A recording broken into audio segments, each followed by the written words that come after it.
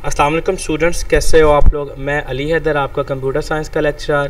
बेटा जी, आज हमने chapter number 8 introduction to Windows को स्टार्ट करना है और इसका जो पहला टॉपिक है विंडोज़ ऑपरेटिंग सिस्टम, यानी कि विंडोज़ के हवाले से हमने बात करनी है। तो मूव करते हैं सबसे पहले आज के अपने कंटेंट्स पे।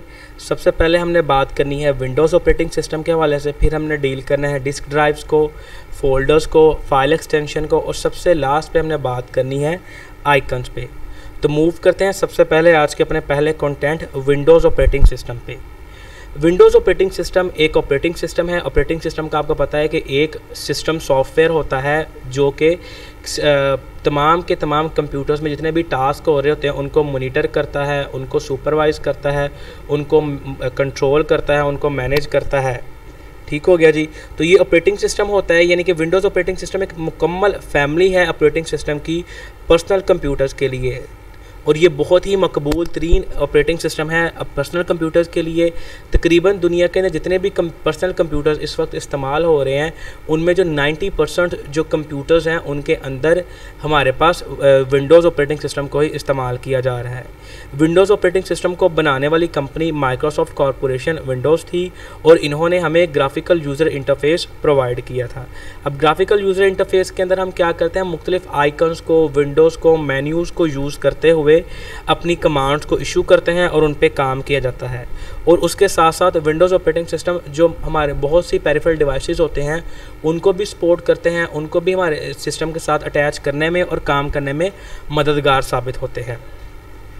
Windows operating system is a family of operating system for personal computers. कि विंडोज़ ऑपरेटिंग सिस्टम एक फैमिली है ऑपरेटिंग सिस्टम की जो कि पर्सनल कंप्यूटर्स के लिए इस्तेमाल होती है। पर्सनल कंप्यूटर्स वो कंप्यूटर्स जो जिनका हम घरों में इस्तेमाल करते हैं और जो ऑफिसेज़ में इस्तेमाल होते हैं उनको हम पर्सनल कंप्यूटर्स का नाम देते हैं। It is the most popular operating system used on personal computer. ये सबसे ज़्यादा मशहूर तरीन ऑपरेटिंग सिस्टम है पर्सनल कंप्यूटर्स के लिए। Almost 90% personal computers in the world use Windows. तकरीबन पूरी दुनिया के अंदर जो 90% हमारे पास पर्सनल कंप्यूटर्स होते हैं उनके अंदर विंडोज़ को इस्तेमाल किया जाता है। बाकी जो 10% कंप्यूटर्स होते हैं, कुछ हमारे पास मैकिन्टोश कंप्यूटर्स होते हैं तो उनके अंदर मैकिन्टोश का हम ऑपरेटिंग सिस्टम इस्तेमाल करते हैं, और कुछ लिनक्स बेस्ड डिवाइसेस होती हैं तो उनके अंदर लिनक्स का ऑपरेटिंग सिस्टम को इस्तेमाल किया जाता है। It was developed by Microsoft corporation Windows. इसको माइक्रोसॉफ्ट कॉरपोरेशन विंडोज़ ने बनाया था। प्रोवाइड्स ग्राफिकल यूज़र इंटरफेस, और जो कि हमें ग्राफिकल यूज़र इंटरफेस प्रोवाइड करता है। It uses Windows icons, menus and other graphical objects to issue commands. ये हमें विंडोज़ आइकन्स, मेन्यूज़ और जो दूसरे ग्राफिकल ऑब्जेक्ट्स होते हैं वो प्रोवाइड करते हैं कमांड्स को इशू करने के लिए। It supports many peripheral devices such as mouse and keyboard etc। उसके साथ साथ ये बहुत से पेरिफेरल डिवाइसेस भी हमें प्रोवाइड करता है, उनको सपोर्ट करता है, जिस तरह के माउस और कीबोर्ड वगैरह हो गए। कीबोर्ड को हम सिर्फ और सिर्फ टाइपिंग के लिए इस्तेमाल करते हैं, लेकिन जो हमारे पास माउस होता है उसको हम टेक्स्ट सेलेक्ट करने के लिए, उसके साथ साथ चीज़ों को सेलेक्ट करना, और उसके साथ साथ हम कह सकते हैं उनको right click, left click, double click, इन तमाम के तमाम चीज़ों के लिए हम माउस को इस्तेमाल करते हैं। चीज़ों को ड्रैग करने के लिए माउस का इस्तेमाल किया जाता है। फिर हम एक चीज़ को दूसरी जगह पे मूव करवाने के लिए भी इसका इस्तेमाल करते हैं। उसके साथ साथ उसके बाद हम ये अगर बात करें विंडोज़ के जो वर्जन्स हैं, तो मुख्तलिफ वर्जन्स अब तक मार्केट में प्रोवाइड किए जा चुके हैं, जिनमें हमारे पास विंडो 2000 है, विंडो विस्टा है, विंडो 7 है। ये चंद एक अहम तरीन इसके वर्जन्स हैं। नेक्स्ट हमने बात करनी है main keyword associated with Microsoft Windows, कि जो मेन कीवर्ड्स हैं वो कौन कौन से हैं और उनका हमारे पास माइक्रोसॉफ्ट विंडोज़ से उनका क्या ताल्लुक है, वो किस तरह से उसको काम करते हैं। Main keywords associated with Microsoft Windows are as follows, कि जो मेन कीवर्ड्स हैं जो माइक्रोसॉफ्ट विंडोज़ से एसोसिएटेड हैं वो दर्ज झेल हैं। नंबर 1 डिस्क ड्राइव, फोल्डर्स जिनको हम डायरेक्टरी का नाम भी देते हैं, जिनको हमने प्रीवियस लेक्चर के अंदर बहुत डिटेल में पढ़ा, प्रीवियस चैप्टर के अंदर बहुत डिटेल में पढ़ा हुआ है, और फाइल एक्सटेंशंस वगैरह। वन बाय वन इन तीनों के हवाले से हम बात करते हैं। सबसे पहले हमने बात करनी है डिस्क ड्राइव्स के हवाले से। डिस्क ड्राइव के हवाले से हम बात करते हैं कि ये वो डिवाइसेस होती हैं जिनके अंदर हम डाटा को स्टोर करते हैं permanently. Disk drives are the devices that are used to store data. कि डिस्क ड्राइव्स वो डिवाइसेस होती हैं जिनके अंदर हम डाटा को स्टोर करते हैं। Most of the computers have the following drives. ज़्यादा जो कंप्यूटर्स होती हैं उनमें 10 झेल ड्राइव्स को हम इस्तेमाल करते हैं। Number 1 hard drive, number 2 floppy drive, number 3 हमारे पास है CD ROM drive. One by one in तीनों के हवाले से हम थोड़ी थोड़ी बात करते हैं। सबसे पहले हमने बात करनी है हार्ड ड्राइव के ऊपर। हार्ड ड्राइव हमारे पास मेन स्टोरेज मीडिया है, यानी कि यहाँ पे जो डाटा होता है सारा का सारा डाटा यहीं पे स्टोर किया जाता है। हार्ड ड्राइव को आम तौर पर हम C ड्राइव के नाम से ज़ाहिर करते हैं सिस्टम के अंदर। अब जो हार्ड ड्राइव होती है उसको मुख्तलिफ पार्ट्स में डिवाइड किया जाता है। हर पार्ट को हम पार्टीशन का नाम देते हैं और हर पार्टीशन को मुख्तलिफ आगे जो लेटर्स होते हैं, अल्फ़ाबेट्स लेटर, वो असाइन किए जाते हैं। अगर हमारे पास हार्ड ड्राइव को हम 4 हिस्सों में डिवाइड करते हैं तो उसका जो पहला होगा, जो पार्टीशन होगी, उसको नाम देंगे C का, दूसरी को D का, तीसरी को E का और चौथी को हम F ड्राइव का नाम देंगे। A hard drive is the main storage media। Hard drive एक मेन स्टोरेज मीडिया होता है। The hard drive is typically designated C drive. Hard drive को आम तौर पर हम C ड्राइव का नाम देते हैं। A hard drive can be divided into logical parts. कि हार्ड ड्राइव को हम लॉजिकल पार्ट्स में डिवाइड करते हैं। उन पार्ट्स को हम पार्टीशंस का नाम देते हैं। अब ये जो पार्टीशंस होती हैं ये जब हम विंडो इंस्टॉल कर रहे होते हैं सिस्टम के अंदर उस दौरान क्रिएट की जाती है। यूज़र चाहे तो वो एक पार्टीशन से भी काम चला सकता है। यूज़र चाहे तो अपनी मर्ज़ी से 10 पार्टीशंस बना ले, 4 पार्टीशन बना ले, 5 पार्टीशन बना ले। जितनी पार्टीशंस वो बनाना चाहता है उसकी मर्ज़ी है और उसकी रिक्वायरमेंट के मुताबिक वो अपनी पार्टीशंस को बनाता है। Each partition is also drive letter. अब जो हर पार्टीशन होती है उसको एक लेटर असाइन किया जाता है। If the hard disk is divided into 4 partition. अगर हार्ड डिस्क को 4 पार्टीशन में डिवाइड किया गया है, these partitions are called C, D, E, F drives. उन पार्टीशंस को हम C, D, E, F का नाम देते हैं। और अगर एक ही पार्टीशन बनाई गई तो वो हमारे पास सिर्फ और सिर्फ C ड्राइव ही होगी। और अगर एक से ज़्यादा बनाई गई है तो उसको हम, जिस तरह पहली को C का नाम दिया, फिर दूसरी को D, फिर E, फिर F, अगर इससे भी ज़्यादा है तो वो G, H, I ऑनवर्ड हमारे पास ड्राइव्स चलती जाएंगी। नेक्स्ट है हमारे पास floppy drive. A floppy drive is used to read write smaller volumes of data on floppy disk। के फ्लॉपी ड्राइव को इस्तेमाल करते हुए जो फ्लॉपी डिस्क के ऊपर डाटा होता है कम मिकदार के अंदर, उसको हम रीड और राइट करते हैं। It is typically designated A drive. इसको आम तौर पर A ड्राइव का नाम दिया जाता है। And additional floppy drive is typically designated B drive. और अगर हमारे पास एक अजाफी ड्राइव है तो उसको हम नाम देंगे B ड्राइव का। The size of commonly use floppy drive is 3.5 inch diameter. कि आमतौर पर जो साइज़ होता है फ्लॉपी ड्राइव का वो 3.5 इंच होता है डायामीटर में। And its capacity is 1.44 MB। और उसकी जो कैपेसिटी होती है डाटा को स्टोर करने की वो होती है जी 1.44 MB की होती है। नेक्स्ट है हमारे पास CD ROM drive. CD ROM drive जो होते हैं उनको इस्तेमाल किया जाता है CD ROM में जो डिस्क होती है उनमें से डाटा को रीड करने के लिए। अब ये जो ड्राइव्स होती है इनको आम तौर पर हम हार्ड डिस्क के बाद नाम देते हैं। ठीक हो गया। CD ROM drive are use to read data from CD ROM। के CD ROM ड्राइव्स को हम इस्तेमाल करते हैं CD ROM में से डाटा को रीड करने के लिए। These drives are typically labelled after the hard disk drive. इन ड्राइव्स को हम हार्ड डिस्क ड्राइव के बाद नाम देते हैं। यानी कि पहले जो हार्ड डिस्क के पार्टीशंस हैं, अगर 4 है तो C, D, E, F तक उनके नाम पार्टीशंस के नाम हो गए। उसके बाद आगे हम G जो होगा वो CD ROM को उसको लिए इस्तेमाल किया जाएगा। नेक्स्ट है हमारे पास फोल्डर या directory. The logical division of a drive where files are stored is known as folder. कि लॉजिकल डिवीजन ड्राइव की जहाँ पे फाइल्स को स्टोर किया जाता है उसको हम नाम देते हैं फोल्डर का। The folders are use to organise on drives. अब इन फोल्डर्स को इस्तेमाल करते हुए हम डाटा को ऑर्गेनाइज करते हैं ड्राइव में। The files are organise in folder to access them easily. जो फाइल्स होती हैं उनको हम फोल्डर की शक्ल में अरेंज किया जाता है ताकि उनसे जो भी डाटा हम बाआसानी एक्सेस कर सकें। The similar type of files are normally stored in single folder. जो एक जैसे टाइप की फाइल्स होती हैं उनको हम स्टोर करते हैं सिंगल फोल्डर के अंदर। A drive may have many folders, एक ड्राइव के बहुत ज़्यादा फोल्डर्स होते हैं।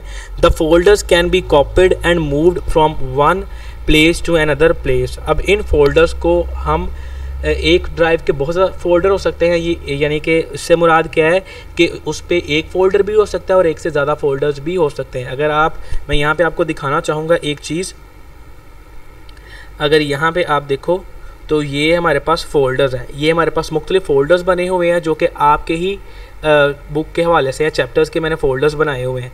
तो एक जो हमारे पास फ़ोल्डर है, ये कोई भी एक डायरेक्टरी है, जिस तरह कि ये इस पर देखें तो आगे फर्दर मैं आपको दिखाना चाहता हूँ कि ये एक हमारे पास डी ड्राइव है। डी ड्राइव आगे फर्दर कई फ़ोल्डर्स पे मुश्तमिल है, उनमें से एक फ़ोल्डर है हमारे पास स्कूल डेटा का।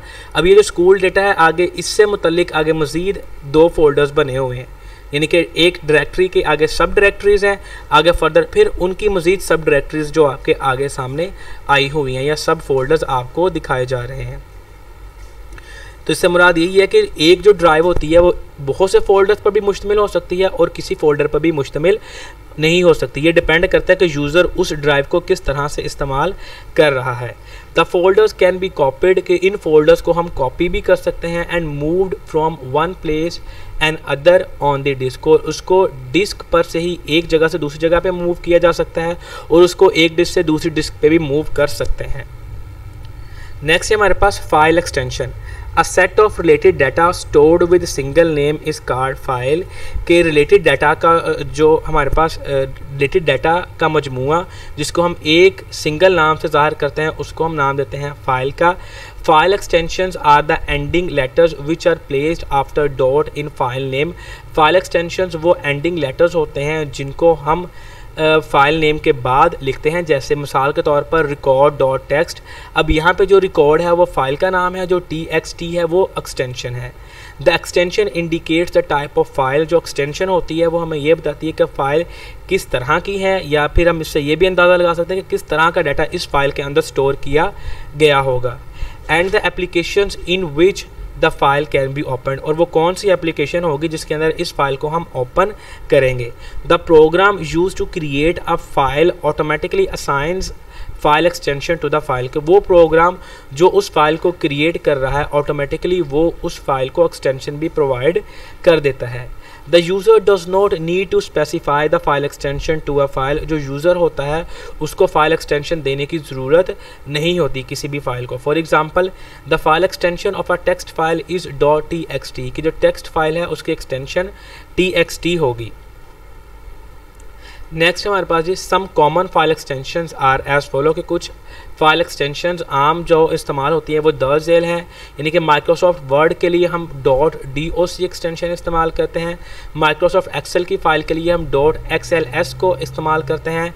माइक्रोसॉफ्ट पावर पॉइंट की जो हमारे पास फ़ाइल होती है उसके लिए हम .ppt को इस्तेमाल करते हैं, और माइक्रोसॉफ्ट एक्सेस के लिए जो फाइल्स होती हैं उनके लिए हम .mdb को एक्सटेंशन को इस्तेमाल करते हैं, और जो हमारे पास विंडोज़ बिटमैप पिक्चर्स की फ़ाइल होती है उनके लिए हम .bmp एक्सटेंशन को इस्तेमाल करते हैं।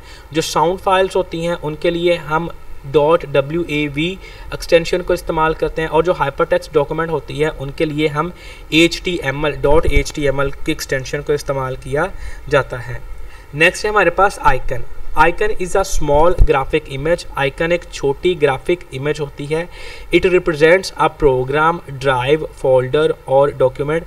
ये किसी भी फाइल को, फोल्डर को, प्रोग्राम को या डॉक्यूमेंट को ज़ाहिर करने के लिए इस्तेमाल की जाती है।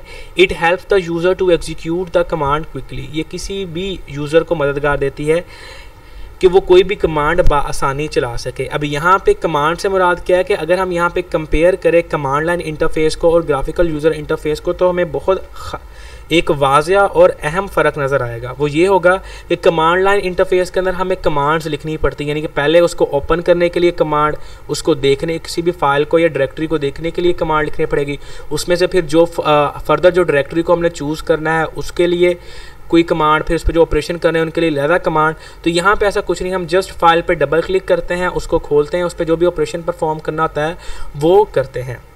The command tells the computer to perform different task. जो कमांड होती है वो कंप्यूटर को बताती है कि मुख्तलिफ टास्क कैसे करने हैं और किस तरह से करने हैं। Windows operating system uses icon frequently to make the environment user friendly. जो विंडोज़ ऑपरेटिंग सिस्टम होते में इस्तेमाल होने वाले आइकन्स हैं वो एक यूज़र फ्रेंडली इन्वायरमेंट क्रिएट करते हैं। The user can double click an icon to execute a command associated with it. अब जो यूज़र होता है वो डबल क्लिक करता है किसी भी एक कमांड आइकन पे और उस कमांड को एग्जीक्यूट करता है जो भी उससे रिलेट करती होती है। फॉर एग्जांपल हमारे पास माई कंप्यूटर एक आइकन हो गया, माई डॉक्यूमेंट का आइकन हो गया, रिसाइकल बिन का हो गया। इसके हवाले से भी मैं आपको थोड़ा सा बताता जाता हूँ। जिस तरह कि यहाँ पे हम देखते हैं कि अब ये जो सारे के सारे क्या है आइकन्स हैं फाइल्स के फोल्डर्स के। अब ये हमारे पास क्या है, ये फोल्डर्स के आइकन्स बने हुए हैं और यहाँ पे जो आपको ये लोकल डिस्क सी डी और ई आ रही है, ये हमारे पास क्या है मुख्तलिफ जो ड्राइव्स हैं उनके आइकन्स हैं। और अगर इससे भी हम बाहर जाते हैं, डेस्कटॉप पे आते हैं, तो सबसे पहले नेटवर्क का आइकन है, फिर स्काइप का आइकन है, फिर दिस पीसी यानी कि माई कंप्यूटर का आइकन है। इसके साथ ही हमारे पास रिसाइकल बिन का आइकन है। फिर हमारे पास यहाँ पे एक गूगल क्रोम का आइकन है, यू टोरेंट का आइकन है, टाइपिंग मास्टर का है, यू टोरेंट का। ये तमाम के तमाम आइकन्स हैं जिनको हम मुख्तलिफ मकासद के लिए इस्तेमाल करते हैं। अब यहाँ पे अगर देखें हमने इस पर लेफ़्ट क्लिक करना हो, अब फॉर एग्ज़ाम्पल यहाँ पे हमने इस पर किया जी दिस पीसी पे, तो दिस पीसी पे जब मैंने राइट क्लिक किया तो ओपन आ गया, पिन टू क्विक एक्सेस आ गया, मैनेज आ गया, पिन टू स्टार्ट आ गया, मैप नेटवर्क ड्राइव आ गया। ये मुख्तलिफ हमारे पास इसके ऑप्शंस हैं लेफ़्ट क्लिक राइट क्लिक के। अगर हम यहाँ पे डबल क्लिक करें तो ये हमारे पास जो स्क्रीन होगी हमारे पास ओपन होके इस तरह से विंडो पर शो होना शुरू हो जाएगी। तो ये हमारे पास क्या कमांड्स को ज़्यादा जल्दी एग्जीक्यूट करता है निस्बतन कमांड लाइन इंटरफेस के। नेक्स्ट है हमारे पास important icons. Some important icons are as follow के चंद अहम तरीन आइकन दर्ज हैं।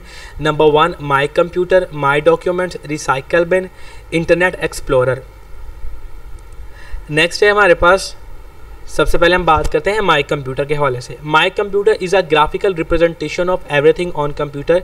कि माई कंप्यूटर एक ग्राफिकल रिप्रेजेंटेशन है हर उस चीज़ की जो कंप्यूटर पे पाई जाती है। It is use to view different resources of computer. ये कंप्यूटर के जो मुख्तलिफ रिसोर्सेज हैं उनको देखने के लिए इस्तेमाल किया जाता है। The resources includes drives, files and folders ETC। अब ये जो रिसोर्सेज होती हैं इसके अंदर मुख्तलिफ ड्राइव्स हो जाती हैं, फाइल्स हो जाती हैं, फोल्डर्स वगैरह होते हैं। It contains control panel option that provides different tools to configure the computer। कि इसके अंदर हमारे पास कंट्रोल पैनल का ऑप्शन भी होता है जो हमें मुख्तलिफ टूल्स प्रोवाइड करता है कंप्यूटर को तश्कील देने के लिए। यानी कंप्यूटर की स्क्रीन का साइज़ किस तरह का होगा, उसके पिक्सल्स कितने होंगे, ब्राइटनेस कितनी होगी, हमारे पास जो क्या कहते हैं बैकग्राउंड पे इमेज चल रही है उस पर क्या होगा, वो सारा कुछ हम इस पर डिसाइड करते हैं कंट्रोल पैनल को देखते हुए। साउंड की आवाज़ कितनी होगी, कौन सी चीज़ हम जो अगर हम स्पीकर अटैच किए तो लेफ़्ट जो स्पीकर होगा उसकी कितनी अटैच उसकी आवाज़ कितनी होगी, जो राइट वन है उसकी आवाज़ कितनी होगी, उनकी बेस किस तरह होगी। ये तमाम की तमाम जो चीज़ें होती हैं जो मैनेज करनी होती है हम कंट्रोल पैनल से ही मैनेज करते हैं। नेक्स्ट है हमारे पास my documents. My document is a folder that is automatically created by Windows during installation. कि जो माई डॉक्यूमेंट होता है ये वो फोल्डर होता है जो कि जब हम विंडो को इंस्टॉल कर रहे होते हैं तब ही हमारे पास खुद ब खुद बन जाता है। It is use for saving documents. इसको इस्तेमाल किया जाता है डॉक्यूमेंट्स को सेव करने के लिए। Many application programs like MS Word use this word as default location for storing files. कि बहुत सी एप्लीकेशन है जिस तरह कि MS वर्ड हो गया वो इसको डिफ़ॉल्ट लोकेशन स्टोरेज लोकेशन के तौर पर स्टोर रखती है अगर डाटा को स्टोर करने के लिए। यानी कि अगर हमने स्पेसिफाई नहीं किया कि कोई भी फाइल कहाँ पर स्टोर होगी तो वो हमारे पास डिफ़ॉल्ट के तौर पर माई डॉक्यूमेंट्स के अंदर ही स्टोर हो जाएगी। नेक्स्ट है हमारे पास recycle bin. Recycle bin is a temporary storage area. कि रिसाइकल बिन एक आर्जी स्टोरेज मीडिया है।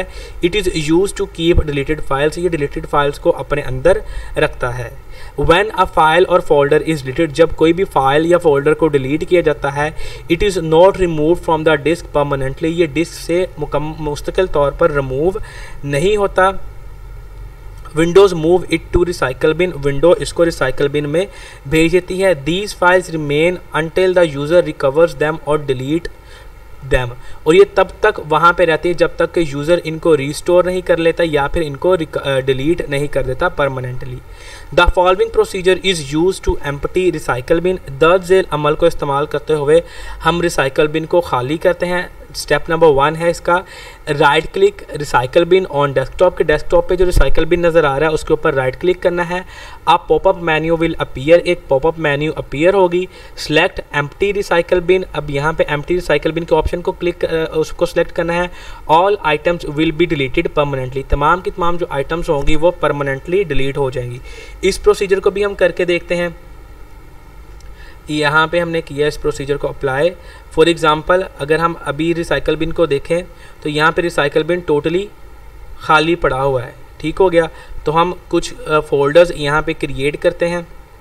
यहाँ पे हमने एक न्यू फोल्डर बनाया, एक यहाँ पे एक और फोल्डर बनाया,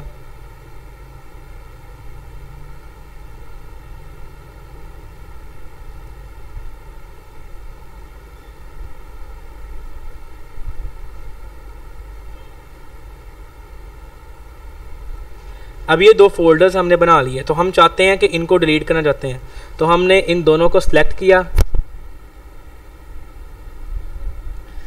और इनके ऊपर राइट क्लिक किया, तो हमारे पास ये लास्ट पे ऑप्शन आ गया डिलीट का, तो हमने इनको डिलीट कर दिया। अब यहाँ पे भी आप स्टेटमेंट को देखें, are you sure you want to move these 2 items to the recycle bin, के आप इस बात को श्योर हैं, यकीन करते हैं कि इन 2 आइटम्स को हम रिसाइकल बिन में भेजे। तो हमने कहा जी yes we are sure about it, तो हमने येस पे क्लिक किया। तो अब देखें यहाँ पे रिसाइकल बिन के अंदर डाटा आ गया है, ये आ गया है। अब अगर इसके ऊपर हम राइट क्लिक करें तो यहाँ पे सबसे ऊपर पहले ऑप्शन है रिस्टोर का, कट का, डिलीट का, प्रॉपर्टीज़ का। अगर हम रिस्टोर करते हैं तो जहाँ से इनको हमने डिलीट किया होता है ये वहीं जाके खुद ब खुद रिस्टोर होता है। फॉर एग्जांपल हम इसको करके देखते हैं। इसको रिस्टोर के ऑप्शन पे क्लिक किया तो ये देखें हमारे पास ये विंडोज़ पे यहाँ पे आके खुद ब खुद ही वहाँ पे प्लेस हो गया। लेकिन हम इसको डिलीट करना चाहते हैं, हमने वापस इसको डिलीट किया तो ये फिर हमारे पास रिसाइकल बिन में चला गया, ठीक हो गया।